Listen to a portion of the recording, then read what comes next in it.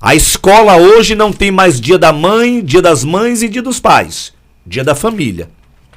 Nós temos agora os movimentos LGBT que confrontam mesmo, que peitam, que invadem até as igrejas. Nós tivemos agora a pandemia da Covid, que teve aí político que disse que que as igrejas é que transmitia, é que era o local onde as pessoas pegavam Covid mesmo, e aí a igreja foi perseguida. A igreja teve que ser fechada. Quer dizer, os comícios políticos, os eventos políticos liberados, as festas liberadas. Teve agora uma festa em Salvador com 100 mil pessoas no São João e precisaram fechar a porta porque se deixa aberta era 200 mil pessoas. Mas a igreja que incomoda. É na igreja que se pega Covid. Então são muitos dos desafios dos cristãos agora nos últimos tempos. Nós temos um candidato que é liberal. É liberal. Tudo pode para ele. Mas nós temos um candidato, que é o atual presidente, que respeita a família. Não é que valoriza a família. Então são esses os desafios dos últimos tempos. E o pastor Reni vai comentar sobre esse assunto agora. Eu só toquei no assunto, mas quem comenta é ele, porque ele sabe comentar mais do que eu sobre esses assuntos. Quando se fala de desafio da igreja nos dias atuais, eu acho que o primeiro passo para suportar esse desafio é exatamente essa atitude de buscar ao Senhor em oração. Eu costumo dizer que o Job não pode faltar jejum, oração e Bíblia. Eu posso voltar ao contrário, Bíblia, jejum e oração. Amém. Não pode faltar na vida do cristão. Por quê? Porque eu acredito que um cristão, ele não precisa, já que às vezes, falar qual que é o problema, qual que é o maior desafio da igreja nos dias de hoje. Eu acho que o maior desafio é a igreja ser igreja. É a igreja se comportar como igreja. E qual que é a postura da igreja? A postura da igreja é exatamente não se assustar com o que está acontecendo. A primeira postura da igreja é não ficar pasmo, espantado com o que está acontecendo. Na verdade, nós não enfrentamos confronto. Eu entendo que nós estamos sofrendo afrontas, tentando nos calar. Só que quando a gente olha para uma igreja cheia do poder de Deus, que é a igreja primitiva, sim, a gente percebe que essa igreja crescia exatamente debaixo dessa perseguição. Porque o que é que eu entendo? Que o que faz a igreja parar não é a perseguição. O que faz a igreja parar é o pecado. O que faz a igreja parar e o pecado chegar na igreja e assolar a igreja é a falta de comunhão com Deus. É a falta de conversa com Deus. Se a gente vai para o Éden, lá no início, Jackson, nós vamos perceber algo interessante. A Bíblia diz que Deus deu uma ordem, não deve comer do fruto.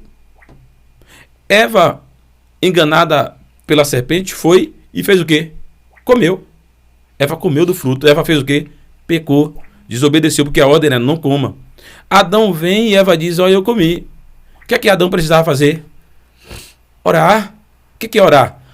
Adão tinha acesso livre, era comunhão plena.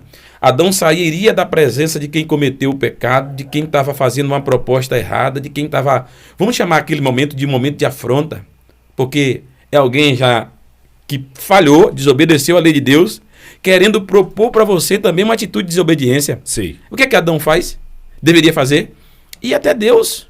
O texto nos faz entender, no livro do Gênesis, que no virar da tarde ele se encontrava com Deus. Então, para lá, eu preciso falar com Deus, eu preciso orar, eu preciso conversar com Deus. Pode ter certeza que na conversa com Deus, Adão encontraria, receberia de Deus uma orientação de como ele deveria proceder diante daquela tomada de decisão equivocada de Eva. Mas o que é que Adão faz? Perde o equilíbrio. Ao invés de falar com Deus, ao invés de orar, ao invés de... Ele agora vai e faz exatamente aquilo que Eva propôs, contrariando o que Deus ordenou. E aí nós sofremos no capítulo 3 do Gênesis, que nós chamamos de capítulo mais triste da Bíblia Sagrada, que é o capítulo que está registrado a queda do homem. A humanidade sofre o que está sofrendo hoje. Então o que é que eu aprendo? Nas reuniões, nos cultos, no congregar, a gente aprende melhor sobre isso, viu, gente? E a gente se prepara para isso. A igreja precisa se comportar como igreja, não é talvez discutindo, a princípio, discutindo com... Lógico que a igreja precisa se posicionar. Sim. A gente já vai falar sobre isso. Sim. Mas a princípio a igreja precisa, porque a gente vê algumas atitudes equivocadas. Às vezes porque que existe alguns extremismos na atitude de alguns cristãos. Que ao invés de combater a ideologia, combate a pessoa. Entendi.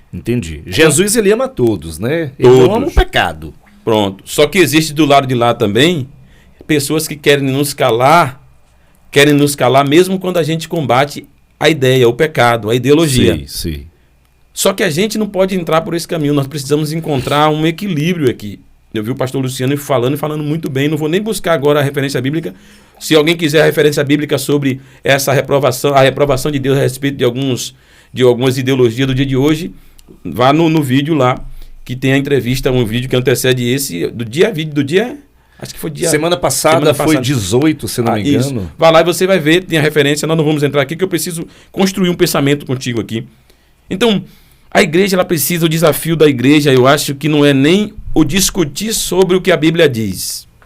Porque tem muita gente entendida aí, tem muita gente que de fato conhece, mas tem muita gente que por falta de sensibilidade está falando quando deveria calar-se. Sim. Então, qual que é o desafio para mim da igreja? O primeiro desafio é estar em comunhão de fato com o cabeça. Estar em comunhão com Jesus. Como? Nas reuniões de oração. A igreja precisa, quando eu falo a igreja, eu estou falando numa igreja universal. Não é só a igreja local. A igreja precisa orar. A igreja precisa voltar a orar. A igreja precisa voltar a jejuar. A igreja precisa meditar na Bíblia. Tem muita gente já meditando.